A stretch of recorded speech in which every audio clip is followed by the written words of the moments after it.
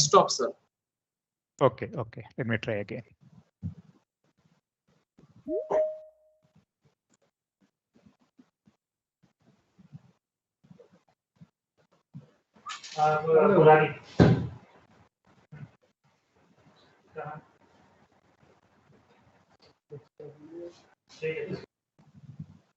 Is it okay now? Yes, it is perfectly okay, sir. Okay, okay. Yeah. Now you may start, sir. Good morning again. Yeah, good morning again, and sorry for the slight delay. And this topic is on reinforced soil structures, like basic concepts and design methods. Because like as teachers, like it is very important for us to understand the fundamental concepts. Like it is not just sufficient, like if you know how to design, like we should understand the fundamental concepts so that we can explain in a proper way to the students actually. So in this presentation, I will try to explain the basic concepts in a very simple manner. That is, I'm trying to do that. So here we will cover the basic concepts, like what are reinforced soil structures, what are the unique features, then the components of reinforced soil structures, like different components like reinforcement, facing, fill, connections, etc. Like what is the role of each component. Then we will look at the design, and here we will focus on 4 methods actually, like the tie-back wedge method, coherent gravity. These are like traditionally we have been using these 2 methods actually, but recently 2 more methods are coming to practice, that is stiffness method and limit equilibrium. So we will just introduce the basic features of all these 4 methods. So first, coming to the basic concepts of reinforced soil structures. So like we are all familiar with mass gravity retaining walls, like masonry or plain cement concrete, or even nowadays we have gabions, geocells. The term mass gravity because these structures resist the earth pressure by virtue of its weight actually, because the active earth pressure tries to push this forward. That means tending to cause sliding or overturning. And the only way these structures can resist is by its own weight actually. So the higher the wall, it needs more weight. That means more base width actually. The problem with this, like it consumes a lot of expensive material like masonry or plain cement concrete or gabions. These are costly materials. So for higher heights, see up to 3, 4, 5 meters, it is okay. But beyond that, this will not be economical. So we have to see like how can I reduce the weight of costly materials. So we know like for higher heights, we try to go to the RCC cantilever retaining wall. So what is the concept? So here in this red dotted line, I have shown the outline of the mass gravity structure because it was consuming a lot of material, expensive material. So this is not economical. So our idea is to reduce the cost of material. So if I look at this cantilever, it has a stem and a base slab. And the soil resting on the base slab becomes also a part of the wall in resisting the imposed earth pressure actually. So this is the active stone. So the earth pressure tries to push this forward. So the weight of the RCC wall plus the weight of soil on the base slab, it resists the sliding actually. But in that process, because earlier mass gravity was very massive actually. So the width was sufficient so that there was no tension developing in the wall actually. But now when the width of the stem has reduced, so we know the tension will develop actually. So it has to resist the bending moment, shear forces. So we have to introduce steel reinforcement actually, like in the stem as the base slab.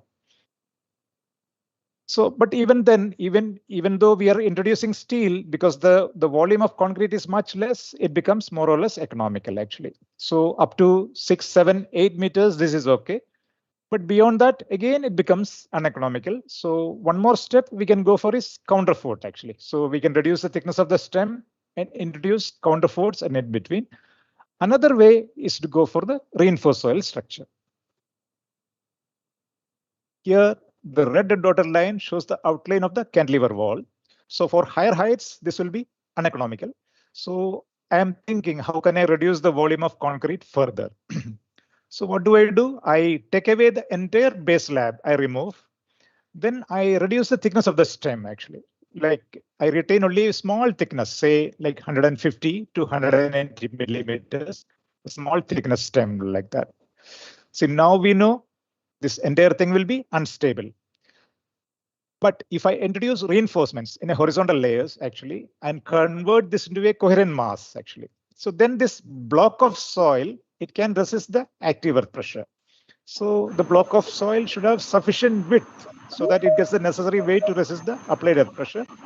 But then it will not be internally stable. We know this wedge, this is going to fail because there is no RCC wall retaining it, actually. So again, we have to design the reinforcements in such a way that this wedge remains stable, actually. Once we do that, it becomes stable. That block of soil is stabilized with reinforcements, actually. So we have converted the RCC cantilever wall to a reinforced soil wall. So this can be an economical solution for almost any height. And the beauty of the concept is, as the height increases, it becomes more and more economical. Another way of looking at it is to consider the equilibrium of a wedge of soil. See, like we assume there is a vertical face of earth here. And we know from experience, we know if it tries to construct something like that, the wedge would be unstable and it will fall, actually. Why does it happen? So if we analyze the equilibrium of the forces, there is a vertical force. And on this face, there is a reaction, which we can resolve into two components, one normal and one tangential. And if you draw the force polygon, it doesn't close, actually, because this is not an equilibrium. So it will not close, and there is a net unbalanced force, which we call the active earth pressure. So to keep this equilibrium, we have to apply an equal and opposite force to this active earth pressure. So again, we can do it in different ways. Like one is we construct a retaining wall from the outside, could be a gravity wall or a RCC cantilever or a counterfort. So the retaining wall applies, so there is an unbalanced horizontal force, which is the active earth pressure. So the retaining wall applies equal and opposite in equilibrium. So this becomes stable. So because we are applying the force which keeps the wedge in equilibrium from the outside or externally, we call this externally stabilized retaining structures. Like all the conventionally used structures like mass gravity, the RCC cantilever, counterfort buttress, even the embedded like sheet piles, board piles, diaphragm walls, these are all externally stabilized retaining structures. Instead of supplying the equilibrium force from the outside, we can also do it from the inside by introducing reinforcements. The required number of layers of required tensile strength, if we introduce, see now the wedge is trying to move outward, which is being resisted by the reinforcements. To do that, it has to have sufficient tensile strength, and at the same time, it should develop bond with the soil through friction. So each layer will mobilize tension, and if we add up all the tensions, that should be equal to the active earth pressure. Then this system will remain in equilibrium. So here we are supplying the equilibrating force from the inside or internally. So we call it internally stabilized retaining structures. And we have basically three types. One is reinforced soil wall, then anchored earth, then soil nail wall. So this we will explain later. What are the differences between these three? So if you look at a reinforced soil wall, it has several components. Like first of all, the reinforcements, which are horizontal and at regular spacing. Then we have the facing, which sort of presents a face or an external skin to the structure. Then we have reinforced fill. That means a zone which is reinforced. It is called the reinforced fill, which retains the retained fill. So this soil is being retained by this reinforced. So this entire reinforced soil mass is the retaining structure like that. Then there are connection between facing and the reinforcement. Then we could have drainage, which could be behind the facing, or it could be a chimney drain behind the reinforced fill, or a blanket below, like that.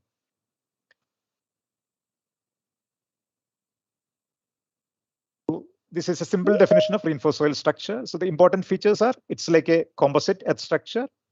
The soils are internally stabilized by reinforcements.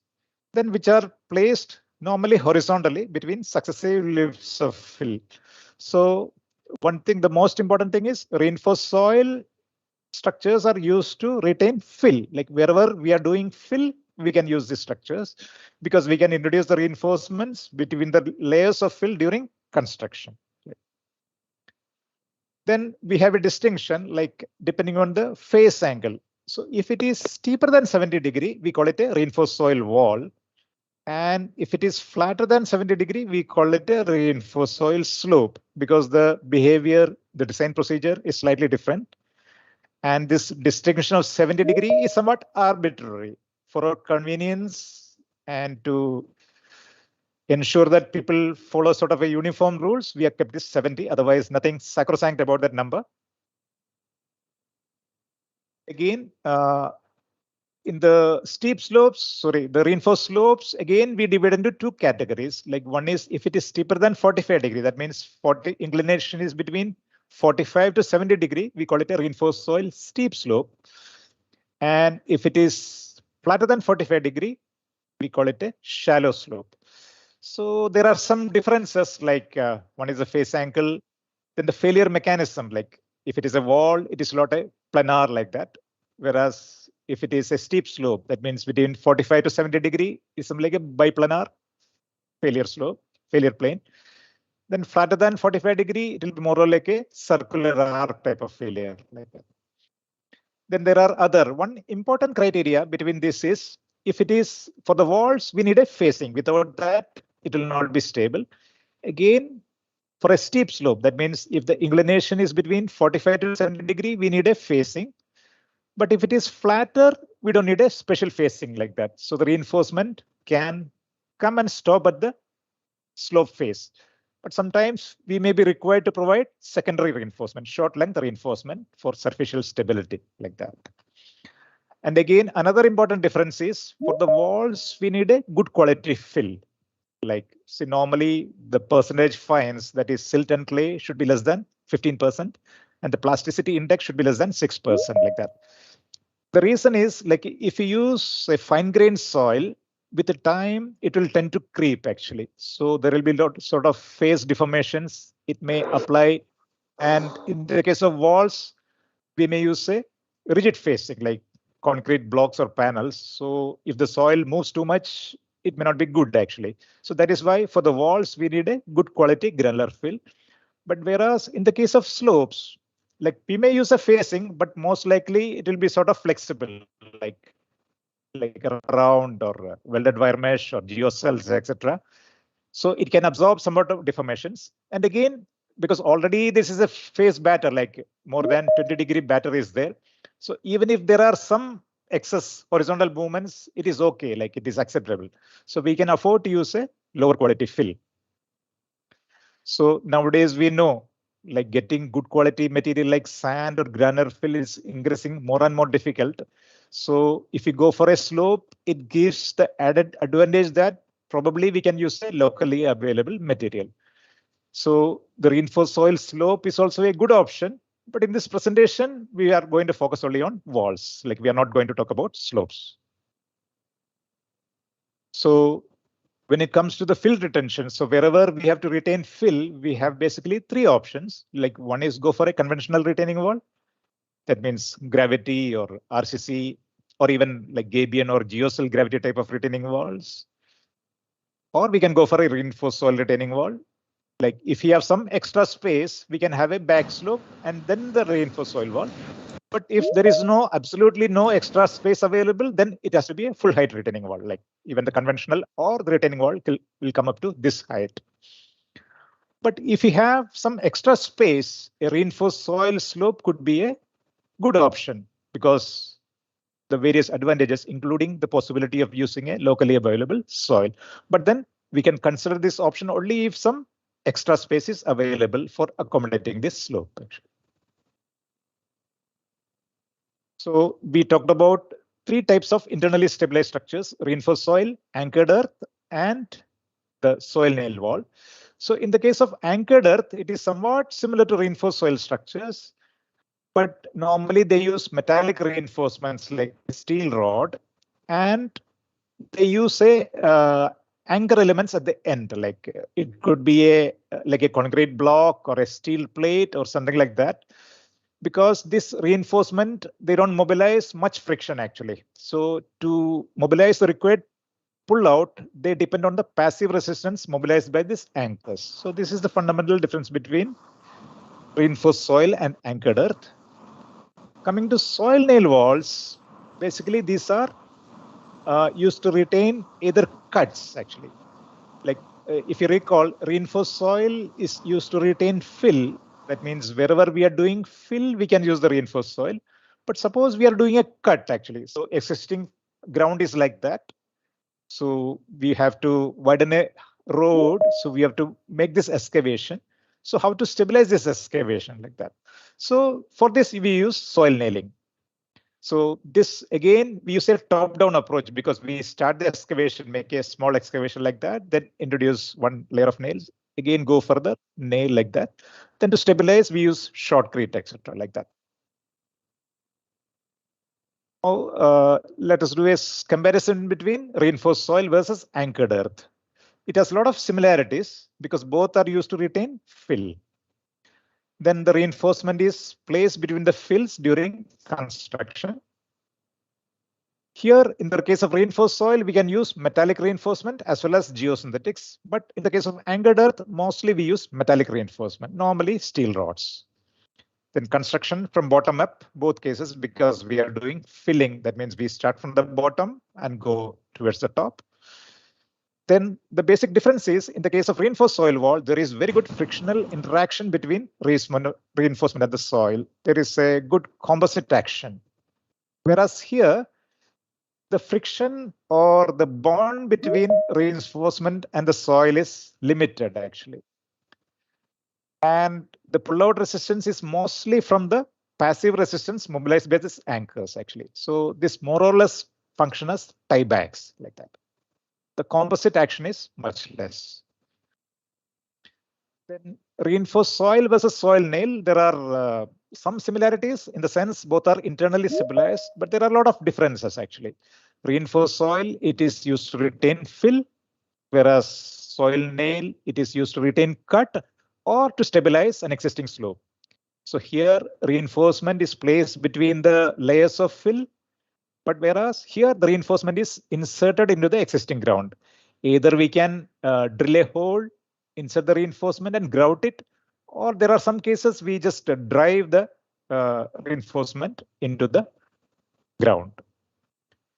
So here we can use metallic as well as geosynthetic, whereas in the case of soil nail, it will be steel rods, metallic reinforcements, which will be used.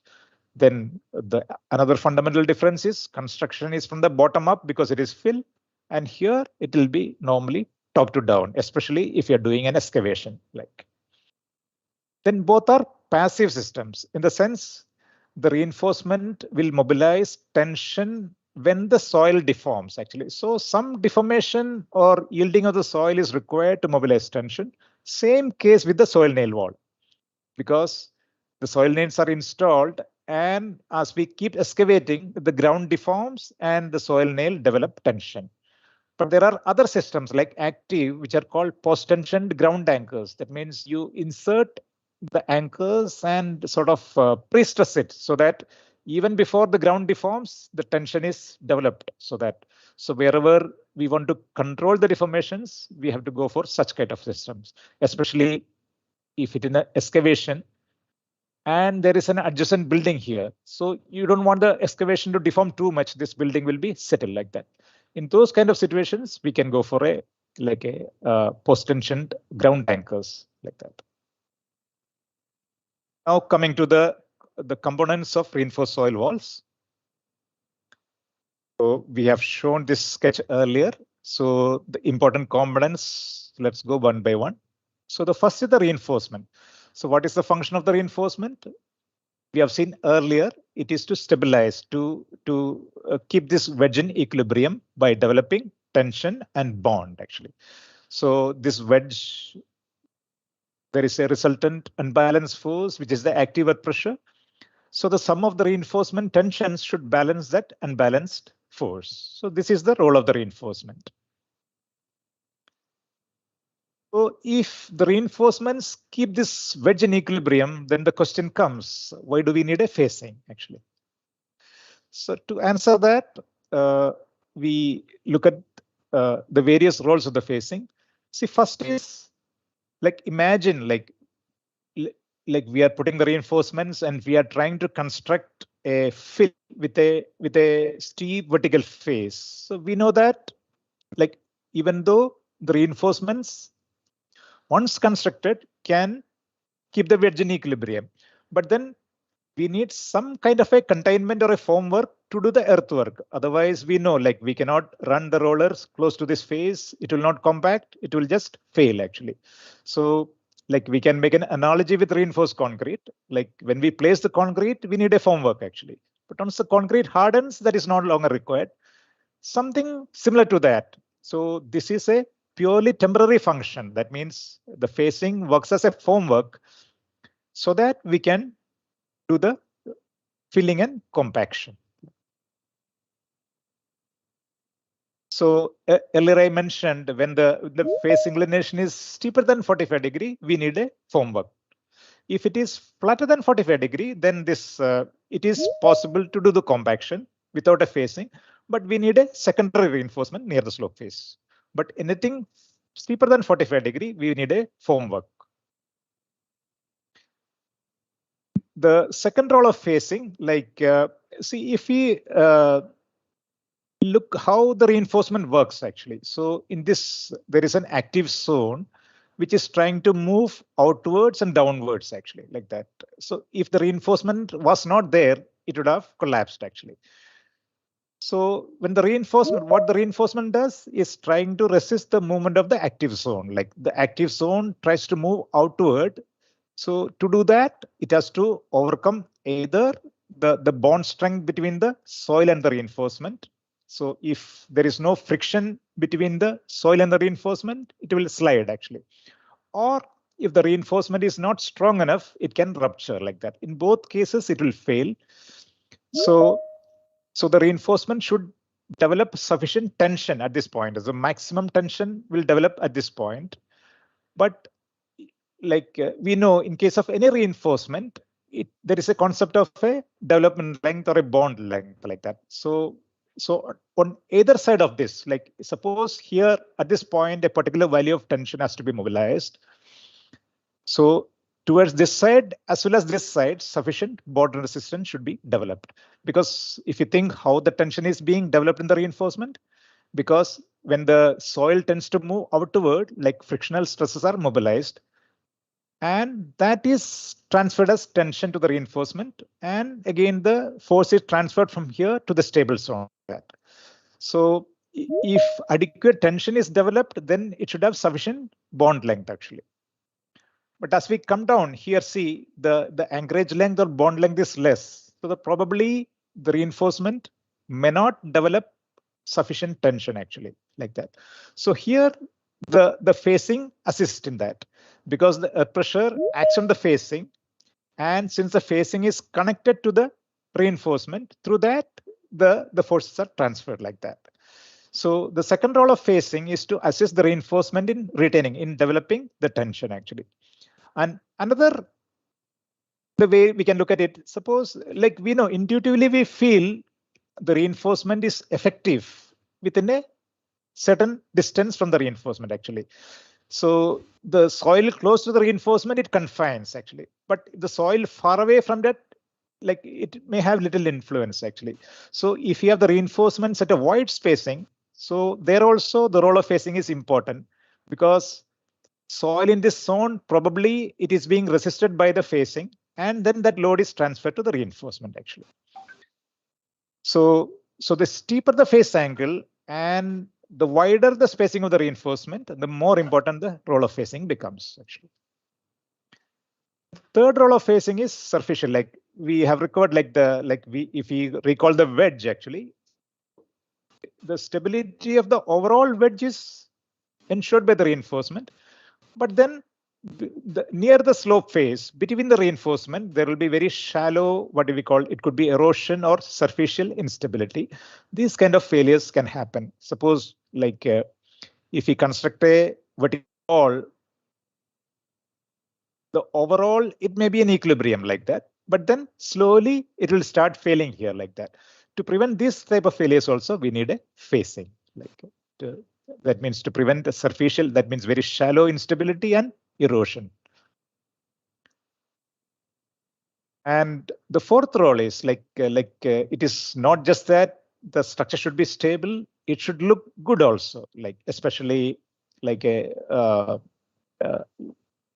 like we want the structure to look beautiful like that. So here is the fourth role of phasing, which is the aesthetics. So here we can have different types of phasing. We can have small blocks or segmental panels. So this is like a welded steel wire mesh with rock. This is a vegetated. So depending on where the structure is located. So if it is in a city, most likely we will go for a concrete type of phasing. But if it is a hill road, we can go for a vegetation is ideal. But if it is a very hot and dry place, like Rajasthan or some part of Gujarat or Madhya Pradesh, then it may be difficult to sustain vegetation. So we can go for this type of like a permanent rock faced or stone faced type of retaining structure. So this is another beauty of reinforced soil, like depending on the site conditions, depending on the requirements, we can select different types of facings, like the connection, because sometimes the facing, the pressure acts against the facing and the load has to be transferred to the reinforcement. Actually, for that, there has to be a connection. Secondly, sometimes what happens, like when if the fill is somewhat loose, actually, or after construction, there is some settlement, here it tries to move downwards. In that process also, it may try to come out from the facing actually. So because of both reasons, we need a strong connection. And actually, the facing, please remember the facing is a very thin, slender element. If it is a panel, it may be just 15 to 80 centimeters thick. If it is a block, it may be like 20 to 30 centimeters thick like that. So if you imagine a 10-meter or 20-meter high wall, it is a very, very slender element. So it cannot be stable on its own. So it has to be connected to the reinforcement. So a proper connection is also a very important requirement. Unfortunately, like in India, we have a lot of problems actually. This is one aspect because so here what happens today, there is a lot of competition. Like so on the reinforced soil subcontractors, there is enormous pressure because of the intense competition to get the work, they have to reduce the rates. So people are thinking, so where can I reduce the cost like that? But sometimes in the connection, it is a lot of compromises are being made. And if you look at the failures, something like 75, 80% of the failures are due to connection failures actually, because people are using like poor quality connections like that. So this is one area where we need to be very, very cautious actually.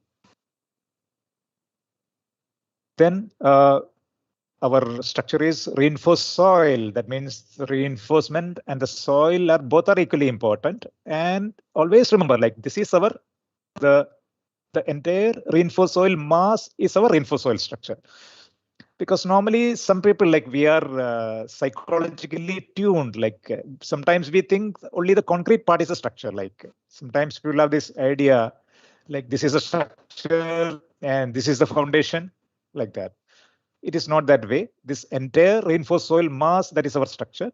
So in the same way, like in reinforced concrete, both steel reinforcement and concrete are both equally important. In the same way, in a reinforced soil wall, the reinforcement, facing, and fill all are equal importance. So here, because this is a structure, we need the best quality material here. So that is called the reinforced fill. So as I mentioned earlier, we need a good quality granular fill with fines less than 15% and plasticity index less than 6, like that. And behind that, this is the retained fill. So now this is our retaining wall. So this soil exerts a pressure on this, tending to push it forward, overturning it, causing bearing failure, etc. So the properties of this soil are important in the design actually. So this also has to be a reasonably good material. But we can afford to use a lower quality than this actually. So in principle, we can use different types of material, but then our construction quality control, we should ensure like that. So again, retained fill, the angle of friction is important. Then it should have some drainage characteristics like that.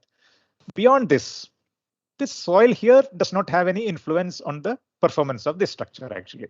So we can use any type of normal soil which is good enough for embankment construction can be used here. So in principle, we can use 3 different types of fill materials, but then practical feasibility has to be seen like that.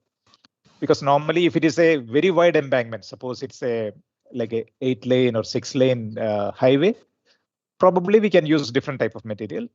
But then if it is like a 2-lane road, then ideally throughout we use the same material like that. Then the water, because any retaining structure has been compared to earth, water applies more lateral pressure. So I have listed the various effects. One is because of saturation, the unit weight increase, that means the earth pressure will increase. Then again, if it is unsaturated, it will have a suction or negative or apparent cohesion, we call it. When it gets saturated, it is lost. So that is why, like, because we hear during monsoon season, in the newspaper we read about a lot of retaining wall failures because of these 2 reasons actually. Then the hydrostatic pressure increases. If it is completely submerged, then will be hydrostatic pressure develops. There could be seepage pressure, because especially if it is in a hilly area and it intersects the groundwater table, there could be seepage pressure also. Internal erosion, like liquefaction, because if the soil is compacted, then this will not be a problem like that.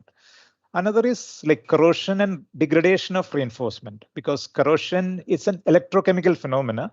So when there is water, the corrosion also is more, like especially whenever we use metallic reinforcement, this becomes more important.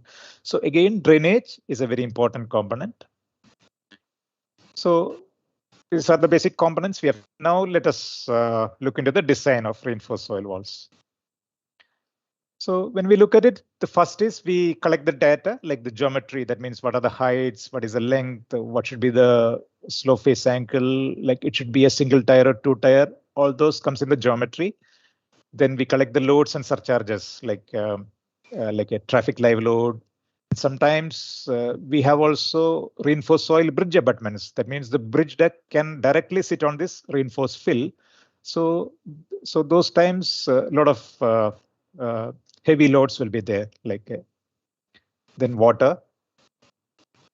Earthquake forces, we have to make an assessment. Then the reinforcement properties, the facing and connection, fill properties, then foundation strata. Like again, this is another important aspect. Sometimes it is ignored. Like normally, sometimes unfortunate tendency is there. Like people see reinforced soil walls not as a structure, but sort of earthwork. Like historically, we know, like in India, if you're constructing an embankment, there is not much engineering like that. So we just assume like 2:1 slope and do it actually. Like we don't do, like nowadays, of course, we are doing, but earlier, like we are not trying to analyze the stability or the settlement like that. So that tendency is still there like that. People see, after all, this is only a soil, like why should I do so much of investigation like that? And sometimes people have this notion, like in the case of reinforced soil structures, like bearing capacity is not important. Any amount of settlement is okay, like that. So to some extent, okay, these are flexible structures, but still, like bearing capacity, settlement, etc., global stability, we need to check like that. So this geotechnical investigation is also an important task here. Then coming to the steps, actually, first we will do an initial sizing actually. So normally the design is some sort of a trial and error. Initially, we assume a section, like a certain reinforcement length and spacing. Then we check for the stability. Then if factor safety is less, we can increase we can increase length, change the spacing, change the strength, etc. Then we external stability. See, external stability, all these failure modes is entirely outside the reinforced soil zone actually. So that means the failure surface pass outside the reinforced soil zone. That means the strength of the reinforcement does not come into the picture. So if you look at it, this is same as for any conventional retaining wall, like sliding along the base, bearing capacity, overturning, eccentricity. So any retaining wall, we will do all these checks. So which we do for reinforced soil structures also. So here, what are we doing? Like we are checking the stability of the reinforced soil block as a whole in resisting the earth pressure like that. Then the global stability, compound stability, we will explain later. Facing and connection, then serviceability, again, vertical settlement, we have to check. Then again, lateral displacements. So like sometimes we do a check on the post-construction strain in the reinforcement to some extent, we do that. Then drainage is an important. Then there are some detailing, again, we have to do like, so all these are important components of the design. Like, so first, let us look at the external stability. So as I mentioned in this, the failure happens outside the reinforced soil zone. Like, so again, 4 checks, which are same as for any type of retaining structure. Sliding the reinforced soil block, it has to resist the pressure from the retained fill. So the retained fill tries to push this forward, actually, the reinforced soil fill. So to resist that, it has to have sufficient weight, actually. So the check for sliding is done exactly the same way as we do for the conventional retaining walls. So because we are more familiar with this RCC retaining wall design, I've shown a comparison. Like in this, how do we check the sliding in the case of a RCC retaining wall? Like we assume the soil above the base slab also resists the active earth pressure. So we calculate the active earth pressure, we calculate the total vertical stress.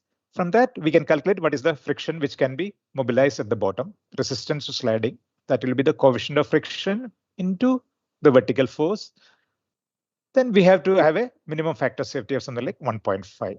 So essentially, this is also what we do in the case of reinforced soil also. So we do the same thing. And now if the factor safety is less, what do? We increase the reinforcement length, actually. So when we increase the reinforcement length, the active earth pressure remains same, but this vertical force increases. So the factor safety increases like that. Another option could be to do the ground improvement. That means the coefficient of friction will be higher, actually. So here we could have gone for something like a shear key, but here I think that option is not there. So either we increase the reinforcement length or we have to go for ground improvement. Then we have to check for bearing capacity. So here is a vertical force, there is a horizontal force. So if it is like a rigid structure, we will have a trapezoidal type of distribution. So either we can have this or we can have the Meyerhof type of distribution like that. So we have to ensure that the maximum the vertical stress is less than the safe bearing capacity.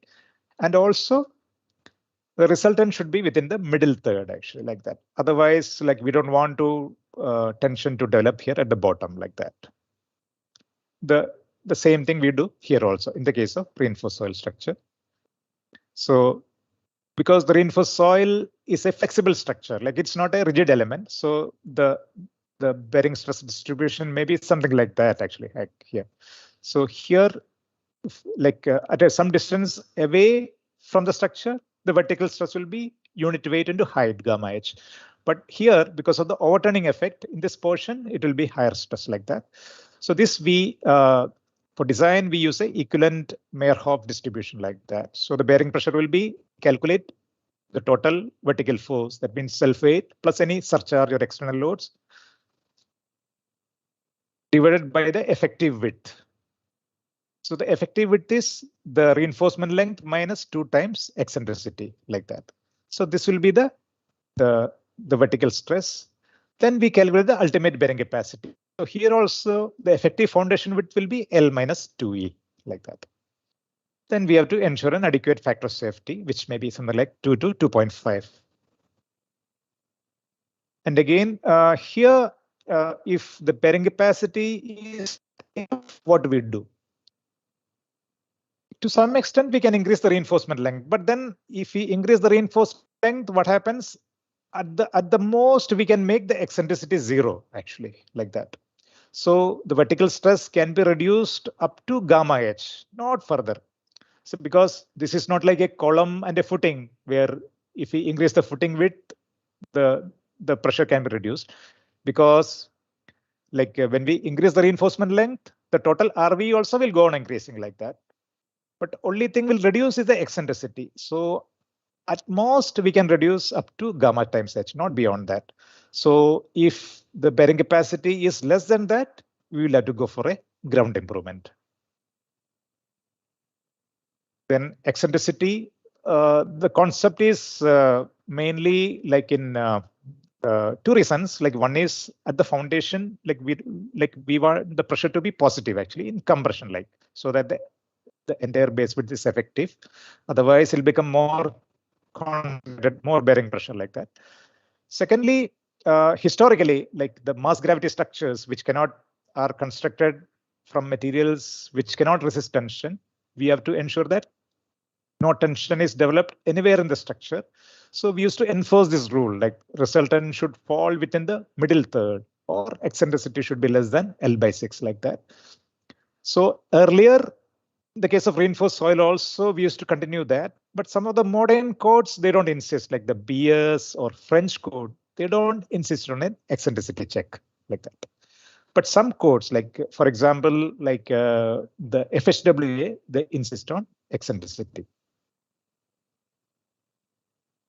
Then overturning, like this we can visualize in the case of a rigid structure, like a mass gravity or a RCC wall, we can visualize the overturning. It can happen.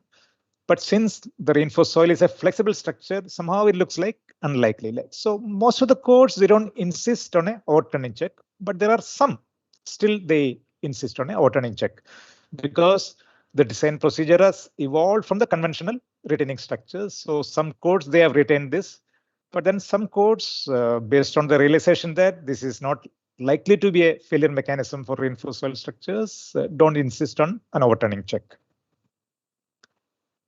So here I have a comparison, like different codes. In India, we have the IRC code. Then, so if you look at BS and French code, they don't insist on overturning as well as eccentricity. It is not required actually like that. Whereas if you look at the FHWA and AASHTO, like for overturning is not required, but for eccentricity it is required like that. Whereas there is a code NCMA, this is National Concrete Masonry Association from the US, which is used for design of structures for private projects. Like suppose if there is a real estate project and you are to make a small retaining wall, we can use this like that. So here they do check for overturning, but not for eccentricity like that. So different codes, like a different philosophies like that.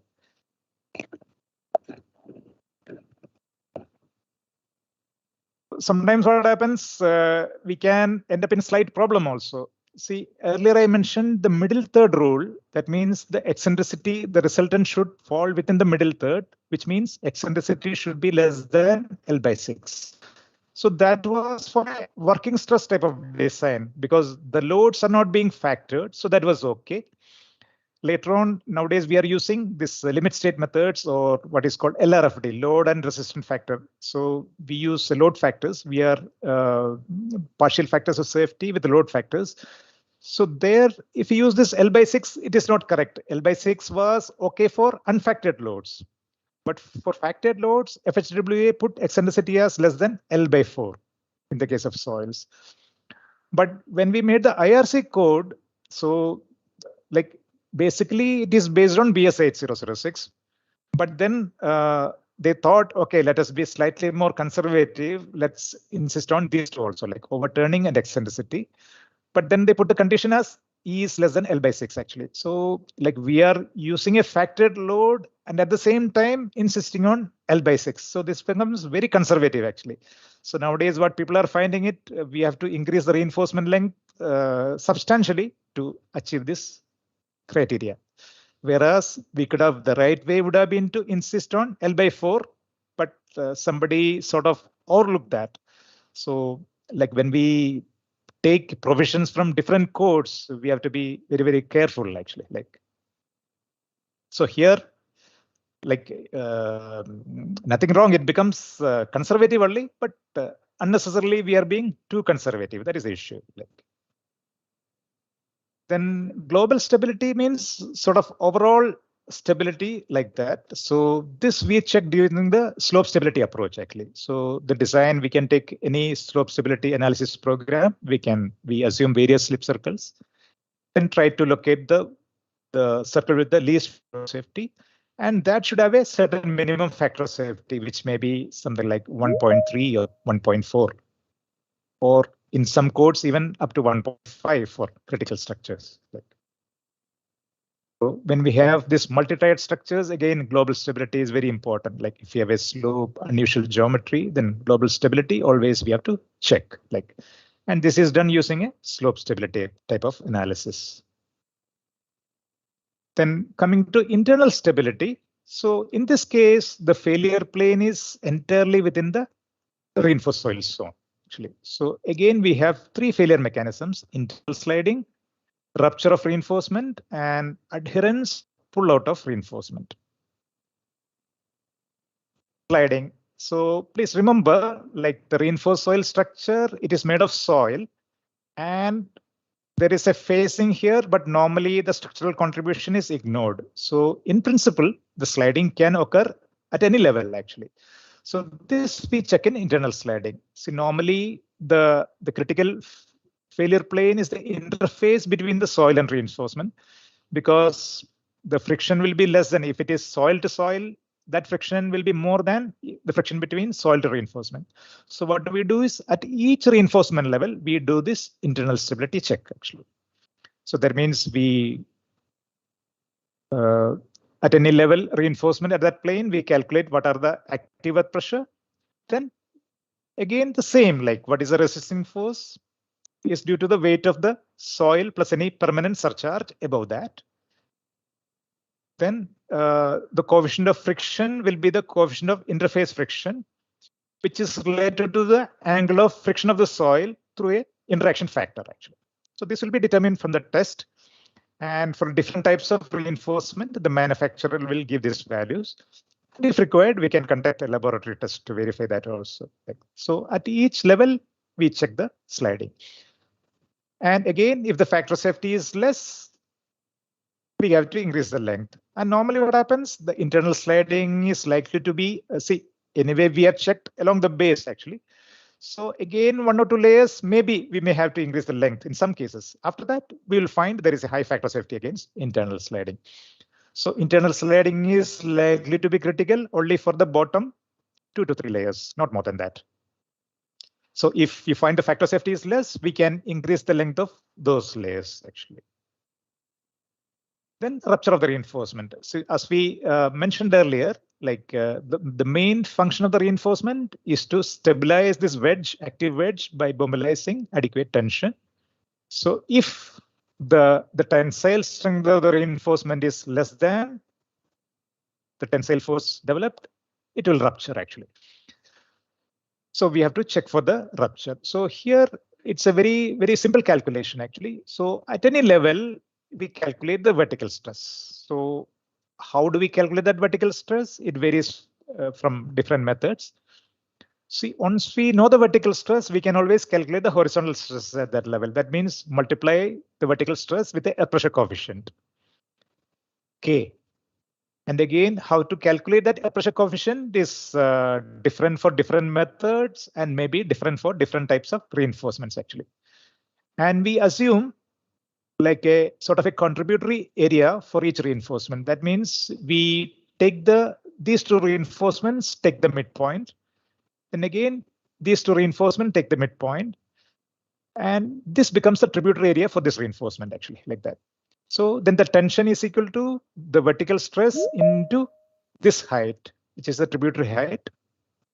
So a very simple calculation actually. So for each layer, we can calculate that.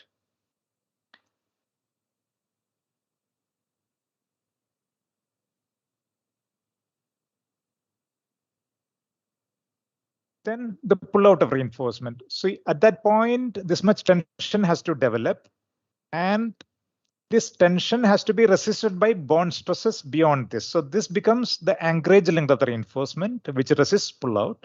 So here it will be bond stresses are developed. So this tension is transferred into the stable zone to the bond stresses like that. So if the pull-out resistance or the frictional resistance is less, the reinforcement will pull out actually. So we have to ensure sufficient anchorage length so that the reinforcement is stable against pull-out actually. So again, the pull-out resistance calculation is 2. 2 represents there are two surfaces, like the reinforcement is like a sheet, like there are top surface, bottom surface, into the effective length, the anchorage length into the frictional stress, which is the coefficient of friction into the vertical stress. So the coefficient of friction will be the coefficient of interface friction into the vertical stress, the permanent vertical stress over this actually. So again, the calculation is very simple, and we have to check for all layers. We have to check for pull out. And if you look at this, normally as we come to the bottom, the anchorage length is very high. Similarly, the vertical stress is also very high. So it will be very highly unlikely that it will fail in pull out. If at all pull out failure will occur, it will happen only in the reinforcement near the top actually like that. So again, we have to check for the anchorage length. If factor of safety is less, we have to increase the length so that the sufficient anchorage has to be increased. So all layers we have to check for internal sliding, rupture, and pull out actually. So the major difference in design methods is with respect to internal stability. So I mentioned there are like traditionally, we use these two methods like tieback wedge method, which is an analytical method based on earth pressure theory, and it is applicable for extensible reinforcement. So what is extensible, what is inextensible, we will see later. So coherent gravity. So this is an empirical method. That means which is applicable for inextensible or metallic reinforcement. So they have actually instrumented actual structures, measured the tension in the reinforcement, and from that they have developed this method. So it is based on empirical method, based on actual performance of actual structures. So now there are two more methods. Like in India, we are not started using this method, but in the US, like AASHTO, they have allowed in the 2020 revision of the AASHTO code, they have allowed these two methods. The stiffness method, again, is an empirical method applicable for extensible reinforcement. So this is again based on the measurements on actual structures. Like it is not an analytical method, it's a purely empirical method. Then there is a limit equilibrium. So this is like we are familiar with limiting equilibrium methods like bearing capacity, earth pressure, slope stability. All these are limiting equilibrium. So which earlier we have been using only for slopes. That means if the phase angle is less than 70 degrees, we used to use this method. But now with this slightly modified method, it is claimed this can be used for walls also like that. So later on, we will see these methods in detail. Then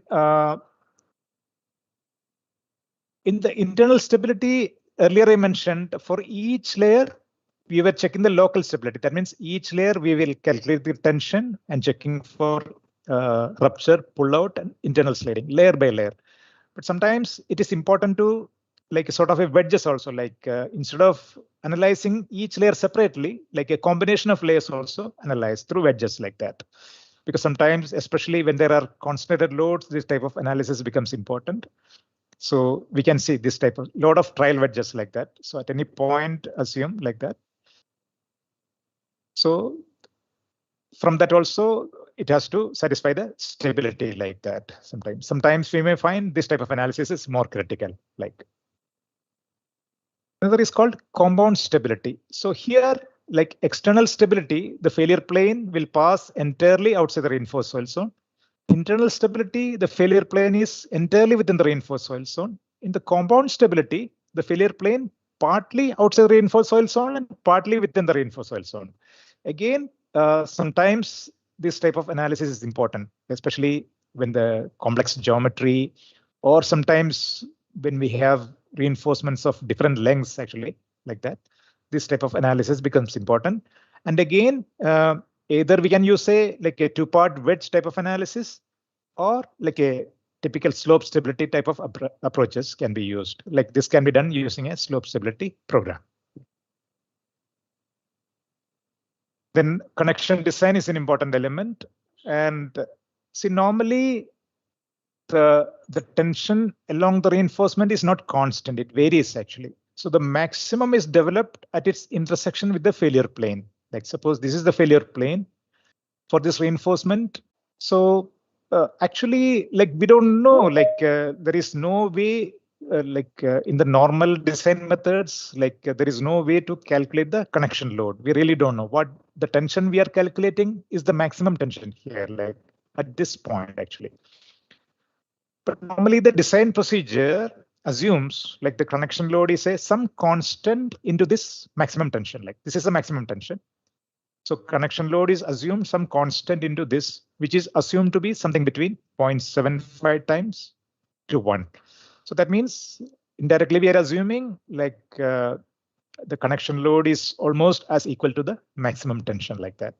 And we have to design the connections for that. So once we have determined the tensile force in the reinforcement, we can calculate the connection load. Then connection strength, like we may have to do some test, like whether we are using a block or a panel, how exactly the reinforcement is connected, what type of fixtures are used. Sometimes there are frictional connections. Sometimes if it is a block, we just put the reinforcement between two layers of blocks. Actually, there is no mechanical fixture. The connection strength is purely by friction. So in those cases, we have to test for the connection strength, and there could be some calculation also. Like so, this is also an important part of design. And as I mentioned earlier, many times this is ignored, and we end up with so many type of failures actually. So if it is a panel, then we have to do the structural design of the panels also. So we can, so here we can calculate the earth pressure. And the reinforcement, we can calculate the reactions, then we can calculate the shear force, bending moment, and do the structural design.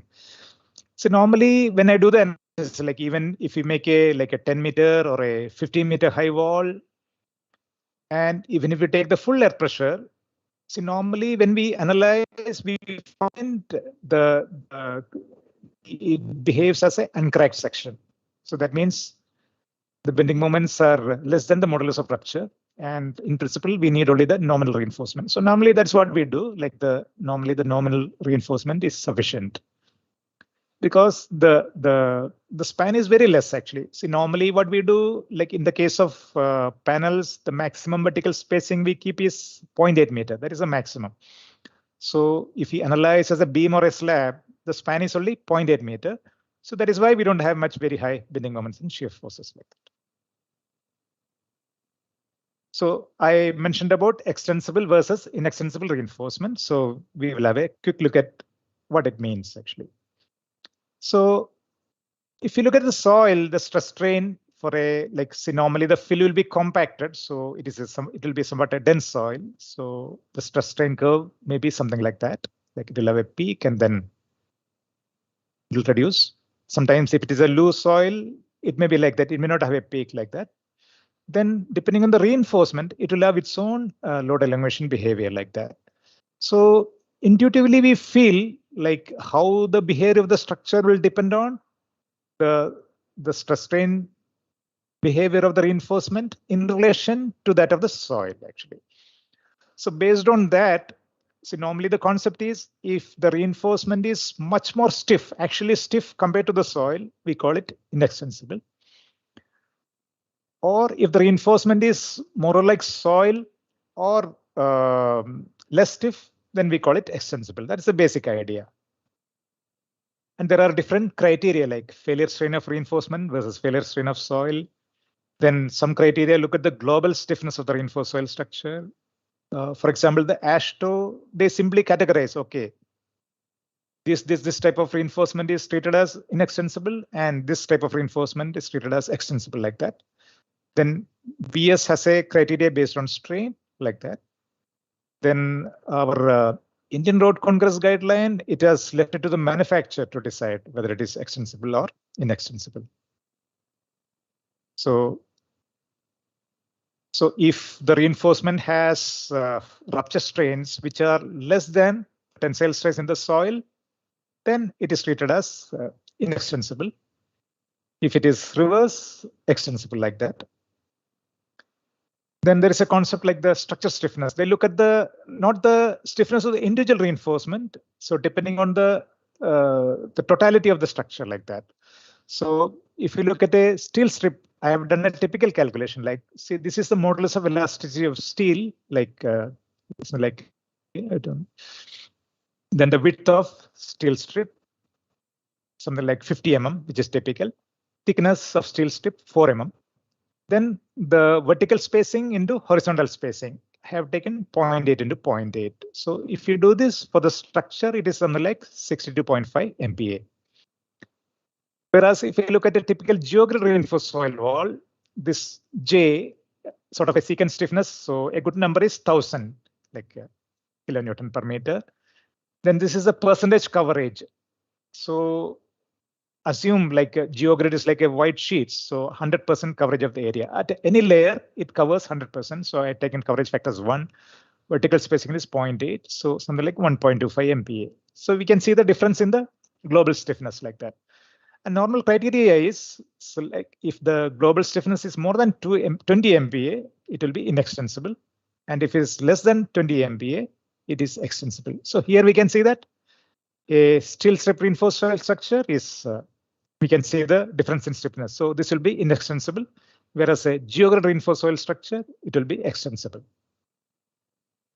Then if you look at AASHTO, it says it doesn't, it categorizes like if it is steel strip, welded steel bar mat, welded steel wire mesh. So these three will be extensible, inextensible. Then all geosynthetics will be extensible. Like, so they don't get into the nitty-gritties purely based on the type they have categorizing it. Whereas the BS code gives a very objective criteria. If extensible reinforcement, if sustains the design loads at strains greater than 1%, it is extensible. If the design loads are sustained at strains less than 1%, it is inextensible, like very objective criteria. And again, we have to remember that like all metallic are not inextensible like that. One example is this anchored earth actually. So the reinforcement is rod actually, steel rod. If you look at the rod alone, it will be inextensible. But if you look at the combination, like the reinforcement is the rod plus the anchor block. So how the anchors develop pull-out resistance by passive resistance. And we know to mobilize passive resistance, it has to undergo significant lateral movement. Then only the passive resistance will be mobilized. So it will be sort of, if you look at the BS 8006 methodology, it treats this as sort of extensible like that. Then if you recall the Gabian mesh, because of the geometry actually. So when you like, although the wire as such, it has got very high modulus, but then the mesh, because of this geometry, like it has a lot of elongation. So it has to be treated as a extensive reinforcement. So this elongation may be something like 10 to 12% actually. When if you test this mesh in tension, it will have an elongation of something like maybe around 10 to 12%, similar to a geogrid. So this will behave as extensible. Excuse me, just drink some water.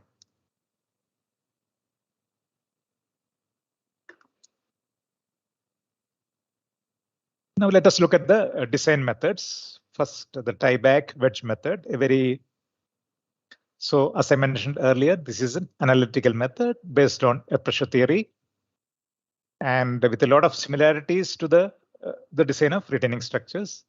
And it is used for extensible reinforcement. So mostly any geosynthetic reinforcement, we will design using tie-back wedge method. And some of the important assumptions are the failure plane can develop within the reinforced soil mass. So that means like a active earth pressure failure can form. Then the active earth pressure state is developed within the reinforced soil mass. So if you recall this extensible, that means we assume the reinforcement to be sufficiently extensible so that the active earth pressure state is mobilized. Then the reinforced soil behaves as a coherent mass, so it behaves as a block of soil. But any composite action of reinforcement with soil is ignored actually. So in reality, like when we have reinforcement and soil, it becomes a composite material with the different properties. But when we actually do the design calculations, we assume the soil with its own original like cohesion and friction angle, and the properties of the reinforcement separately, like the composite is not considered. And any structural contribution of the facing is ignored. Like earlier, we have seen the facing perform some role, but then when we actually calculate the reinforcement tension, any structural contribution from the facing is ignored. Actually, it is as if the reinforcement is alone resisting all the forces. Like, so we have seen this, like we have this the failure plane, like we can, like Coulomb or Rankine pressure theory can be used. And important thing is the active earth pressure condition. So when we calculate sigma h, we assume the active earth pressure state and the active earth pressure coefficient can be used. Like it could be Coulomb, it could be Rankine, depending on different codes like that. Then the tension is easily calculated, as we discussed earlier. Like now, between methods, how we calculate the vertical stress, there are some differences actually. So typically the American practice, like FHWA, ASHTO, NCMA, they take sigma V is equal to gamma H plus surcharge. That means at any reinforcement level, this is the height. So the unit weight into height plus any surcharge, that will be the vertical stress. As in the case of British code, French code, and IRC, we use this formula, like we take the effect of the overturning effect of the earth pressure also and calculate the vertical stress. So at any level, we calculate what are the horizontal forces here, then what are the overturning moments, then the vertical, we add up all the vertical forces above this. That means the unit weight into height plus surcharge, that becomes our RB. But we calculate the eccentricity actually. That means considering the overturning moment, we calculate the eccentricity. Then the vertical stress will be RV divided by L minus 2E, like that. So compared to the other method, this will give higher vertical stress actually. So it is a slightly more conservative method, we can say. Like other things remain same, like that. Only how the vertical stress calculated difference. Then we can see the tension conceptually, it is like it varies like that. So this tension we are calculating is at this point, the maximum tension.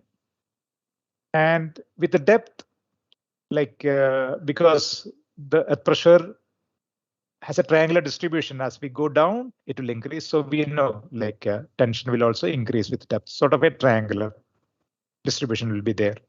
So each layer we can calculate the tension. Then design criteria, like one is it should not rupture. That means tension should be less than the design strength divided by a factor of safety. So this exact equation will vary whether we are using allowable stress or limit state method. Nowadays, most of the codes use a limit state method. So here it will be a material factor or a partial factor safety, and here the tensions may be multiplied by the load factor like that. But the concept is the tension should be less than the allowable strength like that. Then check for adherence or pull out. So similarly, again, the tension should be less than the safe pull out resistance like that. So one important characteristics of geosynthetic reinforcement is the long-term design strength. So this is the ultimate tensile strength, or the characteristic short-term tensile strength, which we get from a normal tension test, to which we have applied a lot of reduction factors, like for creep, insulation damage, durability, weathering, then overall factor for uncertainties. So it is the long-term tensile strength that is important, not the ultimate tensile strength. So this is one important distinguishing feature of the geosynthetic reinforcement like that. So like we are not, again, this will take a lot of time, so we are not going to the details, but we have to remember, we have to evaluate all these factors to get the long-term design strength. Then coming the pullout of reinforcement. So basically, earlier also we have seen like 2 into the anchorage length into interface friction into the vertical stress actually. So the interface friction is related to the angle of internal friction of the soil, like a coefficient into that. And again, the coefficient, normally for the different type of reinforcement and different types of soils, the manufacturer will give that. And if required, we can do a test also like that. Then for the pull-out resistance, we will take only the permanent loads. Any live loads will not be considered actually like that. Then all we can calculate. Then how to determine the coefficient of interaction? Normally we can do a pull-out test. That means in a tank, we put a layer of soil, then put a reinforcement, again put a layer of soil, compact it, apply a normal stress, then you pull it out. Then from that, we can determine the coefficient of interaction, like that, or the coefficient of friction can be determined. Shows the pull-out apparatus again. So next method is the coherent gravity method, which is, as I mentioned, it's an empirical method applicable for inextensible reinforcement. So this was developed on the performance of instrumented structures. They constructed structures, instrumented, put strain gauges, then measured what are the tensions developed in that, and what type of pull-out resistance could be mobilized. So here, with the tie-back wedge method, there are some important differences. So here there is no failure of the soil, because here what happens, the reinforcement is so stiff, like it doesn't, especially in the upper part, it doesn't allow the soil to deform. So if the soil cannot deform, then of course it cannot fail actually. So there is no failure plane within the soil, especially in the upper part. Then sort of at rest, the active condition is not mobilized, because we know to mobilize the active earth pressure condition, the soil has to deform laterally. But then here the reinforcement is inextensible. It is very stiff. It will not affirm, it will not allow the soil to deform. So sort of at rest pressure conditions will prevail. So these are the important differences with respect to the tie-back wedge method. So here I have summarized the difference between coherent gravity. This is as per the BS 8006, which is the British code. The American, there is slight difference which will come later. So here the TB is the tie-back, the failure plane. Whereas here they don't call it the failure plane, they call it the maximum tension line like that. That means, as I mentioned earlier, there is no failure in the soil, but this is sort of maximum tension line. So that means basically it can be seen as the locus of the points of maximum tension in the reinforcement. That means the maximum tension is mobilized here, here, here. So if we connect all those points, we get a locus, and that is called the maximum tension line. So this is given. So again, this is actually this has come from actual measurements. It is not based on any theory as such like that. Then the pressure coefficient. So if you look at the tie-back wedge method, throughout the height, it is coefficient of active earth pressure. So this is a vertical line TB. Whereas in the case of coherent gravity, at the surface, excuse me,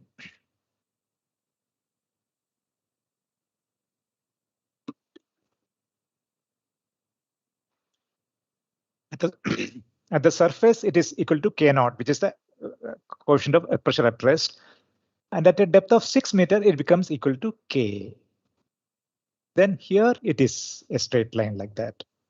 So again, it becomes from measurements actually. So here what happens at shallow depths, the reinforcements are so stiff, it does not allow the soil to deform.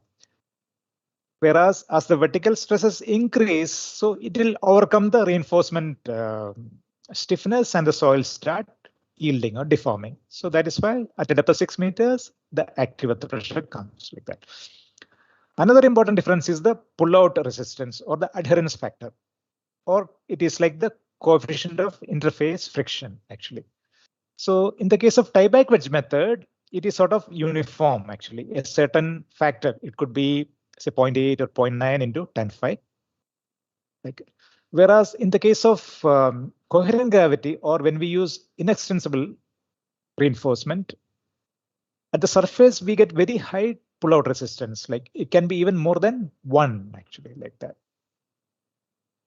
And these are for high adherence ribbed strips. We will see in the next slide like that.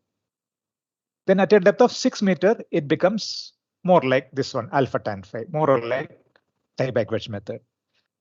So why we get this high pull-out factors? So if you look at this ribbed steel strips, so this is the steel strips, then it has small projections like we can see two projections here. Similarly, at the bottom also, it will be like that. Then at intervals, we'll have these projections. So when we try to pull out, it will develop dilatancy actually. Because of these projections, to pull out, it has to push the soil upwards in that. So here actually locally, it will develop. We are familiar with the phenomenon of dilatancy. That means it tries to push the soil upward. So when it is restrained locally, it will develop high vertical stress actually. But when we calculate the pullout coefficient, we are actually, the vertical stress is calculated as gamma into h actually. But whereas locally around this, the vertical stresses could be very higher. So when we calculate the friction coefficient with respect to the nominal vertical stresses, that is gamma times height, we get this high factors actually. So you can even the factors are much more than one actually. And normally as the here the height of fill above the strip actually, as the height of fill reduces, the coefficient of friction increases drastically like that. So basically this comes from this high adherence, this type of projections actually. But if you have a smooth steel strip, we'll not get this. We'll just get this tan delta. Or maybe like a 0.7 or like a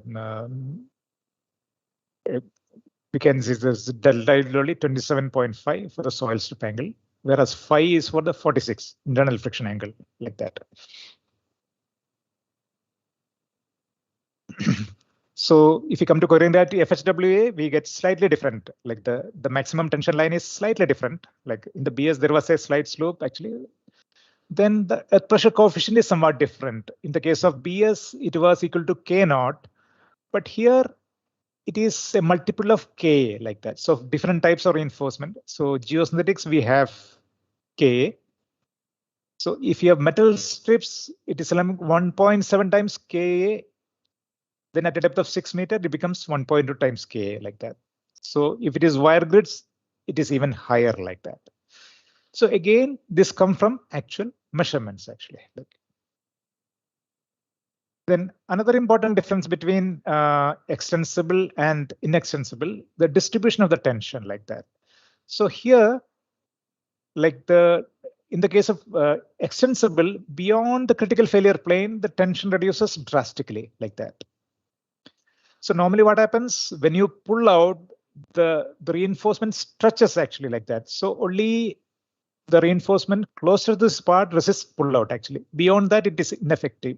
So there is a drastic variation in the tension actually. Whereas in the case of inextensible, when you pull actually the entire strip tries to move practically as a rigid body like that. So the entire length mobilizes pull out resistance. So the distribution is somewhat like that actually. So again, the pullout factor or the F star, which is something like a coefficient of friction for different types of reinforcement as per Ashton like that. So depending on the different types of reinforcements, we can pick up from this diagram. Then we can check for the pullout actually.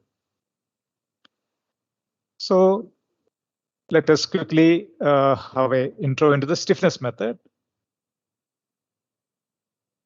So in the US, there was a lot of research actually. They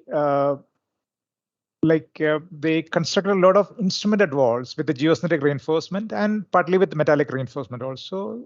They installed strain gauges in the reinforcement and developed the tension actually. So again, we cannot actually we cannot measure the tension. Basically, we have to measure the strain and then using a stiffness value that is converted into tension like that. So here in the x-axis, the load estimated from measured strain, that means actually measured in the walls. Then on the y-axis is the load predicted actually during the design method. So this Ashton simplified method, which could be either for the geosynthetic is the tie-back wedge method, and for the steel reinforcement is the coherent gravity method actually. So if you see for the steel reinforcement, you can see good correlation between the measured and predicted. Because it's not surprising because the coherent gravity method itself is an empirical method which has come from actual measurements. So no wonder we get a very good correlation. But if you look at the geosynthetic part, we see the predicted values are much higher compared to the actual measured values, because the tie-back wedge method is an analytical method actually. So the predicted value is much more than the measured value. So this shows the geosynthetic walls, like all these are geosynthetic. So x-axis shows the measured force, whereas the y-axis shows the predicted force. So the predicted value of tension is much higher than the measured. So which means the current design methods, that means the simplified method or the tie-back wedge method, is very, very conservative. So they tried to develop an empirical method based on these measurements actually. So that is the stiffness method. Another is the variation of the reinforcement tension. Like, see, like the tie-back wedge method, it will predict a linear, like with the depth, it will continue to increase. The tension will increase linearly like that. But whereas the measured, it was something like this. So it increases up to some depth, then more or less constant, then reduces like that. This was the distribution with the depth which was indicated actually. So indirectly it means at lower levels, the tension is much over predicted like that. So what could be the reasons for the lower measured tensions like that? See, normally in the earth pressure theory, like we don't account for the effect of the phasing actually. And again, the wall is embedded below the ground level. So this toe resistance also may give some contribution actually. But in the tie-back wedge method, we are ignoring all this. Whereas in the actual structure, some toe resistance is passive resistance is there. Similarly, between the active wedge and the facing, some resistance could be mobilized. So because of all this, the actual reinforcement tension could be less actually. There could be many other reasons also. So what are the factors influencing the reinforcement tension? Then height of wall and surcharge, face batter. Then these are the properties of reinforcement, like the stiffness and the spacing. Then resistance due to wall facing and toe restraint. Then shear strength and stiffness of the soil, unit weight of the soil. See, all these factors contribute to the reinforcement tension. Then the stiffness method was developed by Professor Richard Bathurst and Tony Allen. He is from the ASHTO actually. Then based on measurements of reinforcement tension in a large number of walls. So the concept, it is basically a sort of a like a what we call a curve fitting method like that. From there is no theory as such, but based on measurements, you make correlations. So this is the maximum tension in the reinforcement. So there is a factor half. Then the coefficient of earth pressure at rest actually. See, it does not mean that the actual condition is earth pressure at rest, but we have to put some K value, that's all like that. Then we modify it like that. Then unit weight of soil, then height plus surcharge actually. So any surcharge can be converted into an equivalent height. So H plus S, the vertical spacing of the reinforcement. So this is for the particular layer actually. What is the vertical spacing? Then this is a load distribution factor. We will see later what is it exactly. Then there is a factor for the global stiffness of the reinforcement. There is a factor for the local stiffness of the reinforcement. There is a factor for the facing stiffness. And there is a factor for the facing batter or the inclination of the facing. So if you recall, basically all these factors have been. So DT max is a load distribution factor. Like this comes from the actual measured distribution of tension, like how the tension in the layer varies with the depth actually. Like so this is a normalized depth, like Z, that means depth of the reinforcement below the top of the wall, plus S is the equivalent surcharge height, divided by H plus S. H is the total height of the wall plus the equivalent surcharge. So sort of a normalized depth below the surface. The normalized Tmax. So Tmax is the maximum tension in the reinforcement. Then Tmax max is the absolute maximum tension anywhere in the wall like that. So the maximum load is Tmax max. then the maximum in any layer is Tmax. The ratio is this. So suppose this normalized depth ratio is 0.3. I came to this diagram, then it is something like 0.75. dt max will be 0.75. For this depth, it will be 1 like that. So again, this is from the actual measured pattern of reinforcement tensions. They are deriving this factor. Then for the global stiffness, this factor is there. S global normalized with respect to the atmospheric pressure, then two empirical factors, alpha and beta. Then S global is sigma I is equal to 1. J is the tensile stiffness of the ith layer. So stiffness is sort of a secant stiffness from the tensile test. Then we add up all the stiffness divided by the height, then put it here. Then alpha. Again, the factors are there. Again, this comes from the back analysis of measured performance like that. So from that, we can calculate this. Local stiffness is for each layer separately. So whatever for that particular layer, what is the stiffness divided by the spacing like that. Again, there is a exponent, 1 for geostatic reinforcement and 0 for steel reinforcement. Then facing stiffness factor, again, some recommendations are given like modular blocks 0.35 to 0.5.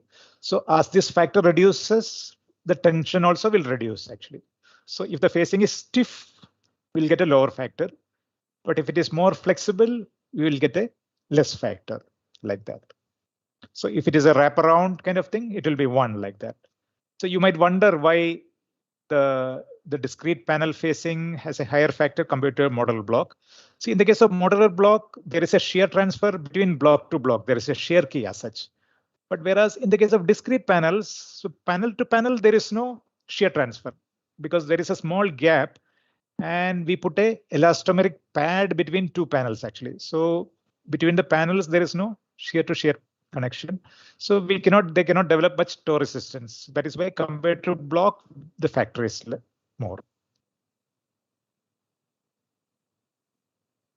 And there is a facing better. That means inclines, the pressure will be less actually. So again, there is a ratio. So basically, with the Coulomb theory, we can calculate. In the Coulomb theory, the wall inclination is a factor. So the horizontal component of Ka we calculate with the actual batter. Then the horizontal component of Ka for a vertical wall, because the wall friction is there. That is why the horizontal component we are calculating. Again, this is a constant like that. So all those factors empirically determined, then we can calculate the tension. So here it shows like predict with the case stiffness method, we predict versus the measured values. So it gets a good correlation. So naturally, because again, the prediction comes from actual measurements actually. So in the AASHTO 2020 revision, this is an allowed method, but they have made some modifications compared to the simplified stiffness method. Sorry, case stiffness method. So I have compared two equations. The originally developed case stiffness method equation is this. What is presently in the AASHTO, it is something like that. Some changes have been made actually.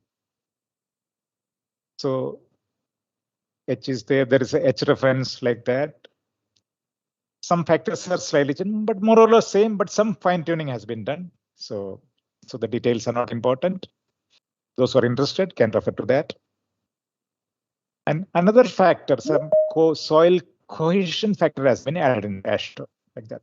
See, normally we ignore cohesion because we use soils without much fines. We assume it as cohesionless, but the method has an relevance for cohesion also. Then these are all the limit states which are to be considered, like a soil failure. So this is something like a service limit state like that. So that means the soil deformations have to be controlled. So we have to select appropriate reinforcement stiffness. That is the concept actually.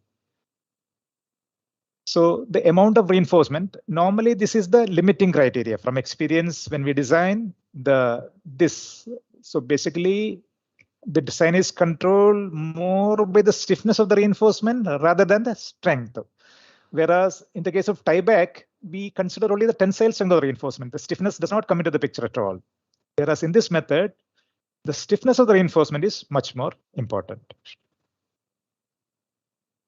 So to ensure working stress conditions, so we have to ensure that soil does not fail actually. So that means indirectly we have to control the deformations. So the limiting strain in the reinforcement has to be kept as 2% for walls with a stiff facing and 2.5% wall with a flexible facing. So accordingly, like if you know the tensile strength reinforcement, we select the appropriate stiffness of the reinforcement, like so that this criterion is satisfied. So design is more or less controlled by the stiffness of the reinforcement. So it shows the creep stiffness. See, normally the stiffness is calculated like that. So these are isochronous curves actually. Normally, like we conduct, this shows the normal tensile test. So that means if the tension is applied at a steady rate, actually, say something like 10% displacement rate, we'll get a curve like that. Then, like suppose if we apply like 20% of the tension and this is maintained for a long time, then it will continue to strain actually. So we get this creep curves like that. So for a 1,000-hour curve like that, so this will be the total strain. So from that, we can get this modulus like that. So the modulus has some elements for the creep also. So basically, the design procedure is determine Tmax using that empirical equation. Then we have to limit this reinforcement, select appropriate reinforcement so that this criteria is satisfied, strain criteria is satisfied. Then again, we'll have to check for reinforcement rupture, pull out and connection strength, etc. Then the range of applicability, like if you recall, this method has been developed from actual performance of structures. So, excuse me.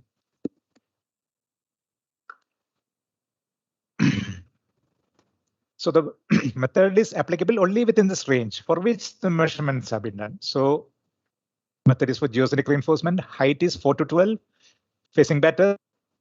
The range of fines which have been used, reinforcement spacing, that is okay. This is the usual range which we use. Reinforcement coverage, then global stiffness like that. So whenever we apply this method, we have to ensure that we stay within this range like that. So the main advantage of the stiffness method is economy like that.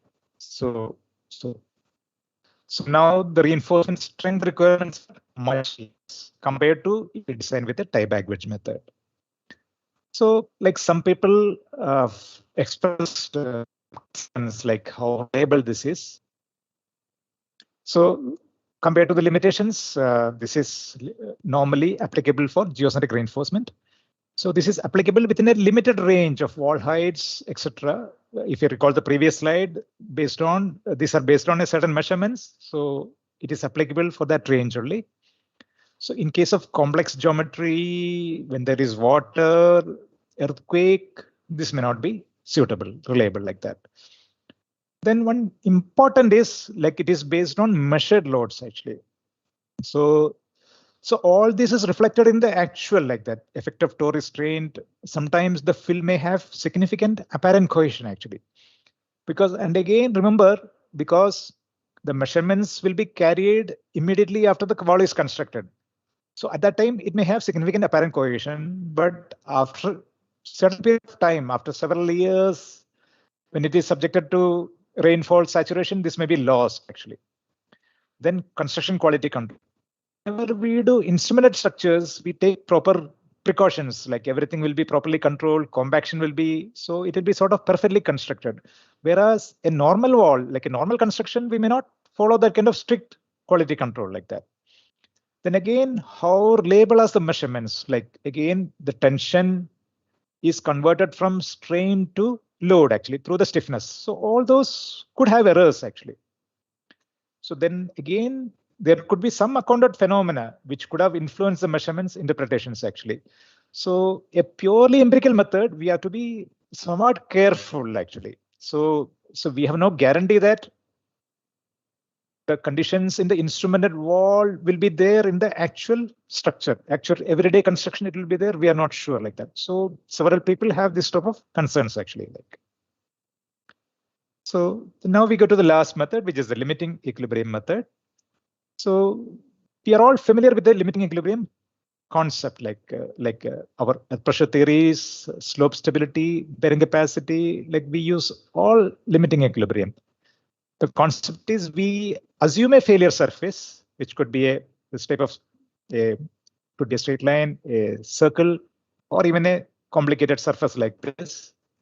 Then we assume shear strength is fully mobilized along that surface. Then the equilibrium is analyzed. It could be force equilibrium, it could be moment equilibrium, like that. Then we determine the factor of safety. Then we assume a large number of surfaces. Then the surface with the lowest factor of safety is the critical failure surface, like that. A very familiar concept, actually. So, like we have been, like if you look at the tie-back wedge method, is a limiting method, like that. Similarly, the two-part wedge method for steep slopes is a limiting equilibrium method. And slope stability, like a slip circle method, is also a limiting equilibrium method. But there are some difference actually between walls and slopes. If you look at here, we calculate the tension in each layer separately. So, and we are checking the tensile strength, rupture, pullout for each layer separately, we are checking.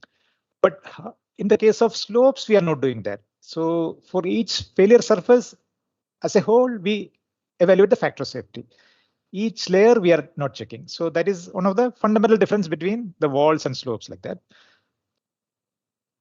So the conventional, like different methods are used depending on the phase inclination. Like if it is steeper than 70 degree, we treat it as a wall, we use the earth pressure method. Whereas if it is less than 70 degree, we treat it as a slope, use a slope stability approach, like that. And in the case of slope stability, the local overstressing of the reinforcement is not checked. That means each layer is not checked individually, like that. So again, we have seen this, like the mode of failure. So sometimes what happens, like suppose, as I mentioned earlier also, this 70 degrees arbitrary. Like suppose if you do a structure with an inclination of 70 degree, we design it as a wall using the tie-back wedge method. And the same structure with the inclination of 69 degree, we assume we design using the slope stability method, like that. The reinforcement quantities will be substantially different, actually, like that. So this quantity is just, I have assumed what is the length of reinforcement into the long-term design strength added up, like that, actually. So whereas it should not be like this difference is arbitrary because we are using different methods for different type, like that. But whereas the actual structure, the behavior should have been same, actually, like that. So this is what one important difference, actually, the local stability of reinforcement.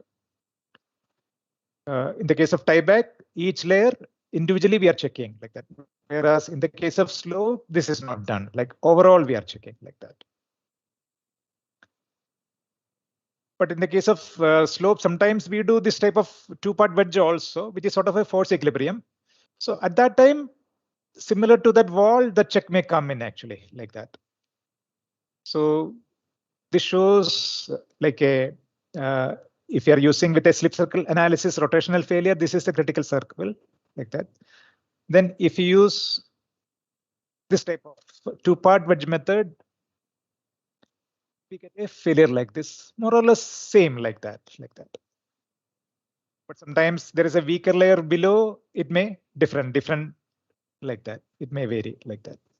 So when we use both methods together, we get a reasonable solution.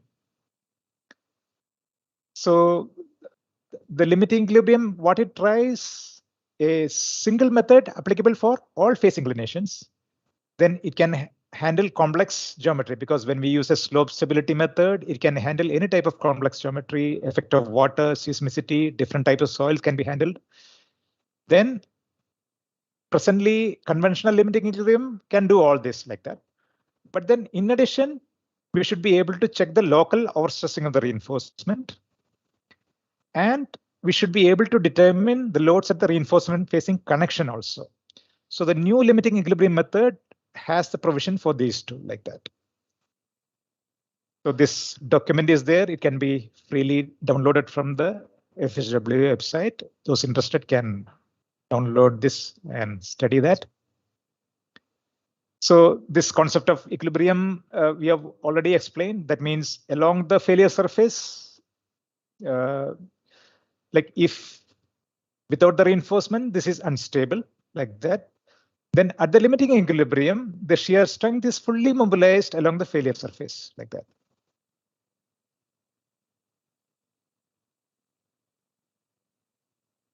When the tension will develop in the reinforcement. So this is the rupture strength of the reinforcement actually, length, which is constant along the reinforcement length. But at the front, it is limited by the pullout failure. So I mentioned earlier, so it should have adequate development length, then only it can mobilize the tension.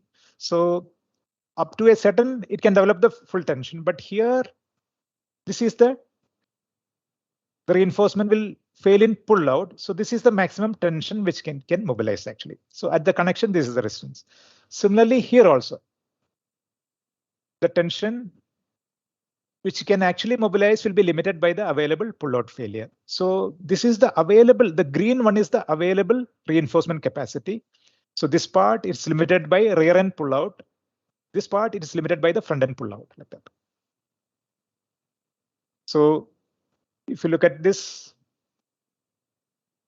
tension in the reinforcement, how it can be mobilized. So this is a slip surface. So here the pullout is 0, like so tension, there is no connection also like that. So it can mobilize 0 tension. So as the vertical stresses increase, the frictional stress also increases. Accordingly, the tension increased. After that, the vertical stress remains constant. So there is a linear increase in pullout resistance like that. Then beyond that, the length reduces like that. Again, a linear decrease in resistance like that. So this is the actual tension which can be mobilized like that. So this shows the limiting equilibrium formulation, which is basic slope stability conceptually. So I'll just not go into the detail. So this is the equation for factor of safety. So this is the reinforcement tension like that. So if you put factor of safety,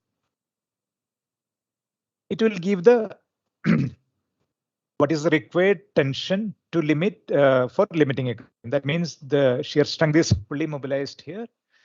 And the required tension to give a factor of safety of 1. So that means at limiting equilibrium, what should be the tension? So the required reinforcement tension can be calculated using this equation. That means safety factor is equal to 1.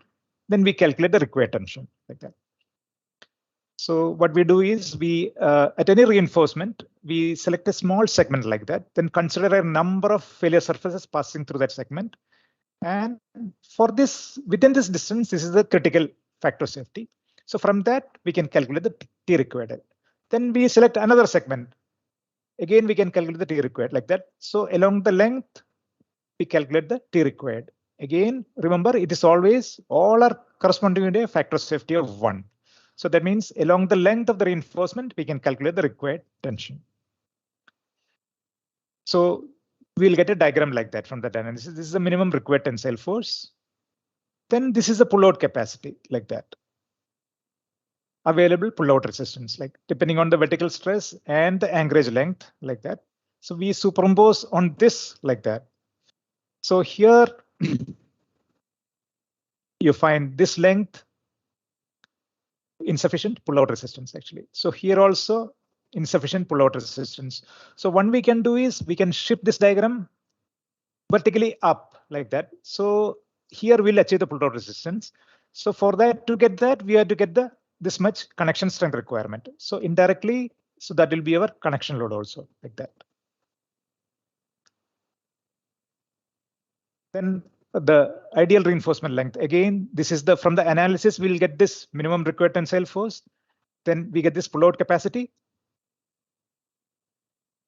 Then if you have too much reinforcement length, so this is the required reinforcement force. This is the available pullout resistance. So this much there is no tension actually. So this part is waste actually. So this is too long actually. But if you have a too short reinforcement, so this part it is failing in tension. Similarly, this part it is failing in tension. So this is too short actually. Whereas this is the ideal length actually. So here the required pullout resistance available. Similarly here, by putting a connection also, we are matching the required pullout resistance. So this is our target, like to get a length like this, the optimum length like that. Then we follow a top-down analysis. So normally what is done is like first we consider only the topmost reinforcement. Then we calculate trial failure surfaces like that between the second reinforcement and this layer like that, originating from here. So here the tension only one reinforcement intersect the failure planes like that. From that we calculate the required tensile force like that. Consider the diagram. Then we consider two layers actually. So the failure surfaces are like that. Again, we calculate. So now in the equation, there will be two reinforcement layers are assumed. So initially we assume the reinforcement share the load equally like that. So we get this pink line like that. Whereas this red line is from the original like that. So now we find in the second calculation, the tension is less than that originally. So this cannot be because anyway, this reinforcement need this much tension to resist this type of failures. So we calculate for this portion, we take from this original line, then continue like that. Actually, the solid line gives the required action. See, now we have used more strength here. So we substitute in that equation, then we calculate the required length for that actually. So we can have slightly less strength here. So this solid line like that. So similarly, like a top-down approach, like one by one, we analyze like that. Then we can calculate the required strength actually like that. So this shows, see, more or less. So this is the tie-back wedge method, normal earth pressure approach. So this comes from the limiting equilibrium, like more or less constant with the depth. That is more or less that is a method shows. And this is the connection load requirement like that. Then each layer, what is the required tension? We get the distribution like that. So it will sort of a tension map like along the reinforcement, what is the required tension like that. There is a new software called RISA Plus, which designs according to this method. Then we give a stability map also. So basically the approach is modified. From that we can, each layer is also checked as well as the connection load on each layer can also be determined like that. So the advantages are like, see, it can use for any phase inclination, any type of complex geometry, seismicity, water, layered soils, surcharge, any complex situation can be handled. But limitations, it is applicable only for extensible reinforcement. And then we have to see the reliability, like see, like analytically it's okay, but whether it really works will come only from experience. So as we start using this method, from experience we'll come to know whether it really works like that. So this shows a comparison between simplified stiffness versus LE method. So the red ones are the stiffness method like that. This is rupture and this is from the serviceability kind of thing based on stiffness like that. So normally the limiting equilibrium more or less constant like that. So at the upper part, it gives more tension. At the lower part, it gives less tension like that. So these two methods are like we have not really started using. Only time will tell how reliable these are. So just to recap, like we have looked at the reinforced soil structures, which are internally stabilized systems. Then we have looked at the components, like the role of each component, what it does do, what is its importance. We looked at the design of reinforced soil structures, external stability, internal stability, compound stability, global stability, etc. Then we looked at the four methods of internal stability analysis, like tie-back wedge method, the coherent gravity method, which are traditionally used, and two new methods, which are the stiffness methods and limiting equilibrium. So which have not really been extensively used in actual practice, which are newly developed methods. So only like we have to really wait and see how these perform like that. So with that, I conclude. And once again, I thank the organizers for giving me this opportunity. And I thank all the participants for the patient listening. Any questions? I'll be happy to answer, and the future also you can feel contact this. Hello.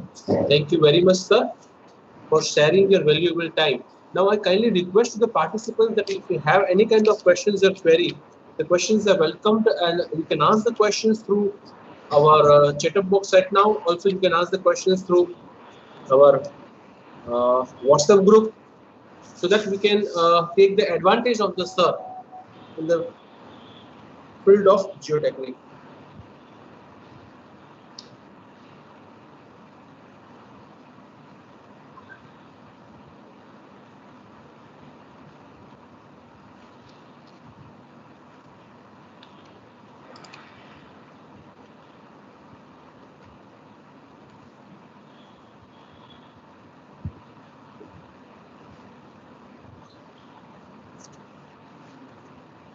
Sir, exhaustive times are 2 hours per session, sir. Is it right, sir? Yes. Yeah, I think slightly longer. I think yes, exactly right. I'm sorry, I took most of the time for the presentations. So. No, definitely, sir. It is the part and parcel of the FDP. Sir, there is one question raised. Yeah. Regarding FE modeling of this reinforced system. Yes. So, can you throw some picture regarding modeling related to geosynthetic material? I mean, particularly in Plaxis software might be. See, honestly, because I have no experience in finite element, I know very little. So, see, normally in routine design, we don't use numerical models. So only when very complex structures like. Because in India, we have constructed some very tall, like one is in Sikkim airport. I don't know whether you have heard, it's a structure which is something like 75, 80 meters high. Similarly, in Kerala, Kannur airport also, it's a very steep slope, something like, I don't know, again, maybe 60, 70 meter high. See, those kind of, we don't know, even, so those kind of structures, definitely numerical modeling is required. But the problem with the numerical modeling is see the interpretation, depending on how we choose the parameters, the results can vary. Whereas the limiting equilibrium, the conventional, always we get a factor of safety. We are comfortable with that. We have a lot of experience also. So things are relatively simple actually, but it has its own limitations. So. So the normal structures, to the best of my knowledge, rarely we use any finite element or Plaxis like that. But then when we come to this unusual structures, definitely we should use. But I'm sorry, I don't have much experience in finite element. Okay, sir. Yeah.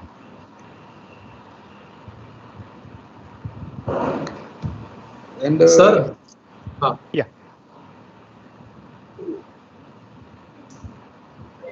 Sir, do you want to ask any questions? Yes, sir. And regarding, sir, you see, is there any case studies relevant to RE in submerged condition? Means any deep research work when we have a submerged condition observed, just like RE nearer to river bank? See, See, there are some structures, I'm not sure, something may be there, especially sometimes for like a river bridge approaches. I think few have been constructed, but I don't have the details of that. See, normally we have to check for the sudden drawdown actually, because, normally people insist on a free draining fill actually. Because the fines have to be strictly controlled, then drainage have to be very careful. Then another important criteria is scour actually. Because scour depth you have to establish, otherwise scour protection has to be done. Then one important aspect is sudden drawdown actually. Because outside the wall, the water level may drop fast, whereas inside it may drop at a slower rate. So with a differential head, we have to do all the stability checks. Then important aspect is up to the high flood level, we have to use a free draining fill. That means a granular material with fines less than 5%. So people have some concern actually, like especially FHW also warns like that this type of situations we have to be careful, but they have given the design procedure also.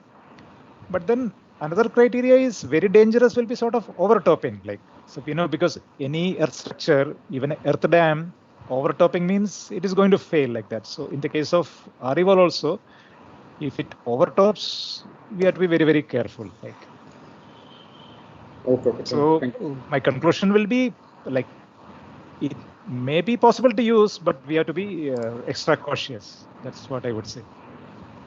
Yes. There is one question in chat box that is somewhat related to actually foundation design point of view. Okay. That how soil subject modulus can be effective in foundation design parameter. So it might be a little bit not related to wall. Yeah. See, normally, I understand like when we basically use for the structural design of foundations, it's important for raft also, like sometimes even footing also, like normally in the geotechnical design, we don't use it much actually, but when the structural designers, they model like in STAD and all, they need this input parameter. So normally what do we do is like, suppose we are using a bridge foundation. So either like we can calculate, do a plate load test and determine what normally one of the best ways I've seen is like if it is for a footing, like we can calculate the net bearing pressure if we know, and we calculate the settlement actually. That means any appropriate method, we calculate the settlement and divide the net bearing pressure by the settlement. We will get a good estimate of the separate modulus. Because normally we know like it is related to the soil parameters as well as the foundation dimension actually.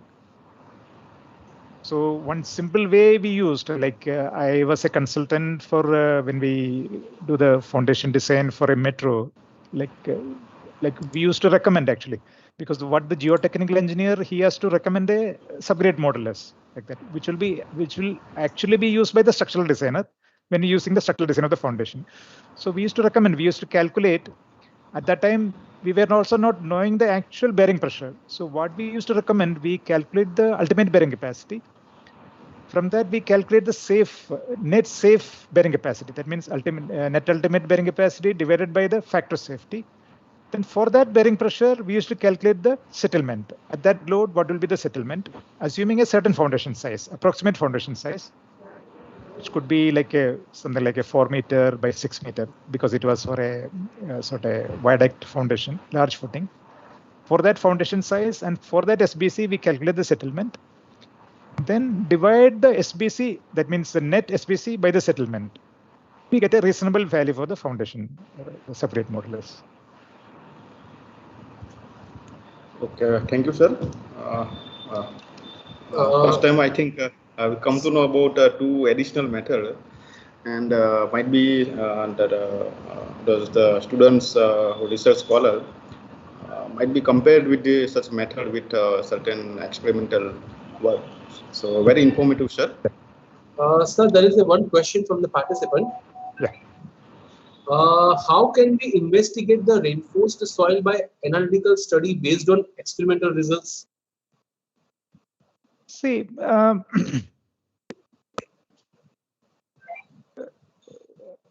one option could be like, normally what people do, like a numerical modeling, like finite difference or finite element, like they then conduct the small scale load test actually. But normally what happens in geotechnical engineering, like the small scale models have a lot of limitations, because we know the self weight is the major load actually. So if you construct a small scale model, then the effect of the self weight that is not being reflected actually, unless it's a centrifuge type of situation actually. So comparing small scale, like a 0.5 meter or 1 meter high model RE wall with a finite element, I don't know. I doubt it will give any meaningful conclusions. if at all, it has to be full-scale structures, like at least 5 meter, 6 meter, that kind of. But then those will be very costly. Like in a normal situation, it will be difficult for us actually. But one option could be, see, in the actual, see, in India, like every year we are constructing 10 lakhs, 20 lakhs, huge quantities of reinforced soil walls. But we are not instrumenting any, like not even like settlement, what is the lateral displacement? Nobody is measuring actually. Similarly, if we can instrument like that, that would be a very good idea actually, like that. But then the cost, time, logistics, it becomes very important. But small scale models, I doubt whether it will give any meaningful results, like because the entire effect of the gravity we are missing there actually. Like.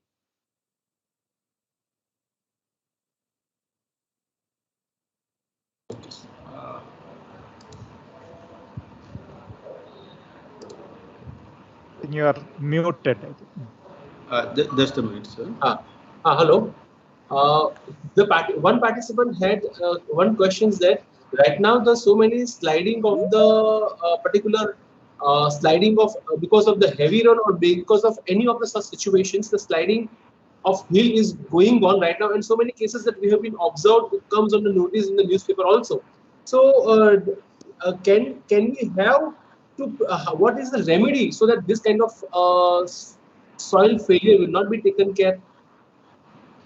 See, because landslides are a huge problem. Like even in Kerala also, where I'm from, it's a huge problem actually. But then, see here, difficulty is because actually I can talk about two problems actually, natural, like landslides in hilly areas, then coastal erosion, two natural disasters. Like we are all affected by that. But then structural measures, they are very costly. Like if you try to protect the entire cost, how much cost it will be? Similarly, like entire hills stabilizing, like if you try to start constructing soil nailing or retaining walls, it's going to be very costly actually. See, only wherever like the highways, it can be done.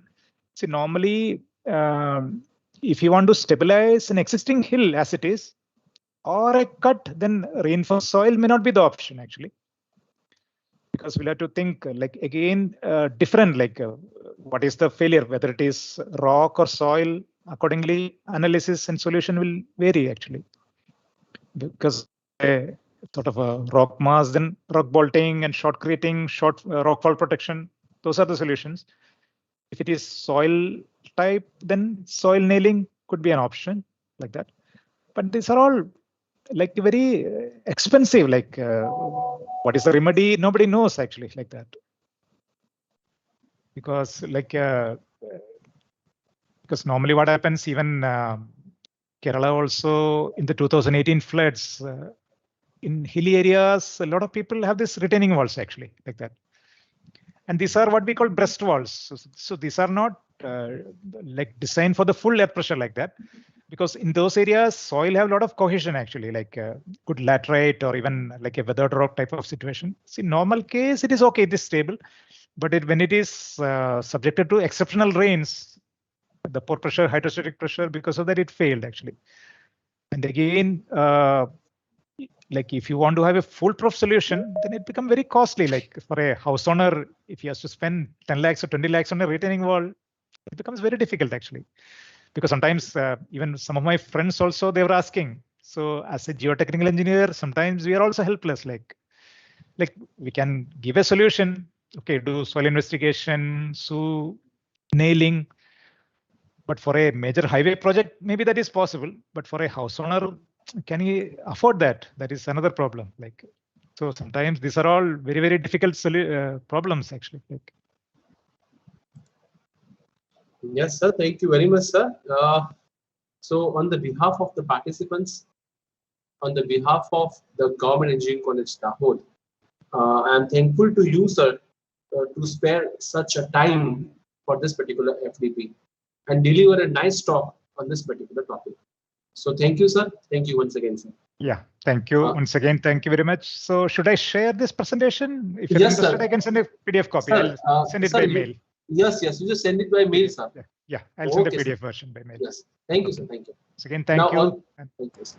All the participants are requested that we will join in the second session at sharp at 1 o'clock. So till while, just Rishesh is there. Thank you, sir. Thank you all.